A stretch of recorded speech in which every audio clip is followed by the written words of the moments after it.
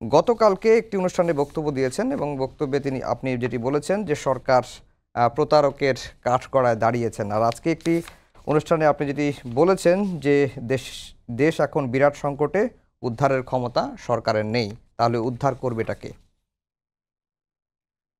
দ্বিতীয় অবস্থায় যখন প্রথমেই বলি উদ্ধার করতে হবে রাজনৈতিক দলগুলোকে, অংশী যারা তাদের। সরকারের ক্ষমতা নেই, এই জন্য বললাম আমি, আমার কাছে মনে হয়েছে এই সংকটটা তাদের ভুল আচরণের জন্যই, অথবা বিশেষণ যাই প্রয়োগ করি, আচরণ উচ্চারণের জন্য হয়েছে। বেশি বড় করে যে বিতর্ক সেটা হচ্ছে যে বিএনপির যে নোট অফ ডিসেন্ট ছিল সেইটা, বিএনপি যে এত কড়া একটা রিয়াকশন দিয়েছে, প্রধানত এই ডিসেন্টটা বাদ দেওয়া হয়েছে জুলাই সনদ থেকে, যেটা গণভোটের জন্য যাবে। আমি নিজে ব্যক্তিগতভাবে আপনাদের এখানে সম্ভবত বলেছি, এইরকম নোট অফ ডিসেন্ট নিয়ে একটা গণভোট হয় কেমনি, ইয়েস নো কেমনি হবে, এর এক একটা এক এক রকম আছে।